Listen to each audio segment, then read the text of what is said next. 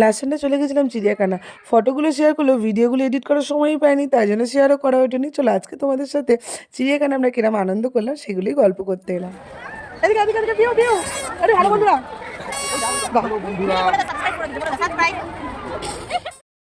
পিউ আর আমাদের সাথে গেছিল মিঠি আর মিঠির মা বাবা। বন্ধু বান্ধব থাকলে যে কোনো জায়গায় ঘুরতে যাওয়াটা আনন্দটা একটু দ্বিগুণ বেড়ে যায়, কি তাই না?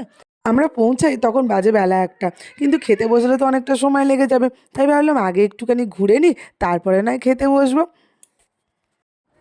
হাই বলো, হাই বলো, হাই বলো, হাই।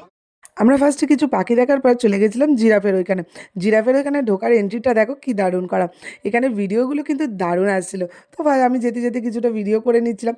এই বাচ্চাগুলোকে নিয়ে বেরোনো মানে তো ওদের সামলাতে সামলাতেই আমাদের কিভাবে সময় কেটে যাচ্ছিল আমরা নিজেরাই বুঝতে পারছিলাম না। এবার ধরো ধরি এদের দুজনের মধ্যে একজন মরে গেল, আরেকজন না খেয়ে মরে যায়।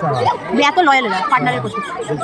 আর এই যুগে মিঠির মা আমাদের পাখির গল্প শোনাচ্ছিল, তো আমি ভিডিও করে নিয়েছি, এখন পোস্ট করলে কি জানি কি বলবে। যাই হোক, তারপরে চলে এলাম সাদা বাঘের এখানে। সাদা বাঘটা দেখো কি সুন্দর ঘুরছে। তারপরে চলে গেলাম হলুদ বাঘ দেখতে। এত ক্রাউড ছিল, এত আওয়াজ হচ্ছিলো, তাই ভয়েসগুলোকে অফ করে ভাবলাম অরিজিনাল ভয়েস দেওয়াই ভালো। এটা মনে হয় চিতা, বাইরে এটা লেখা ছিল।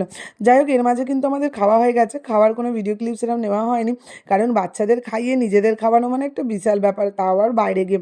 তো এই পাখিগুলো দেখো মাটি খাচ্ছে কি না কী খাচ্ছে বুঝতে পারছিলাম না, ওটাই আলোচনা করছিলাম আমরা।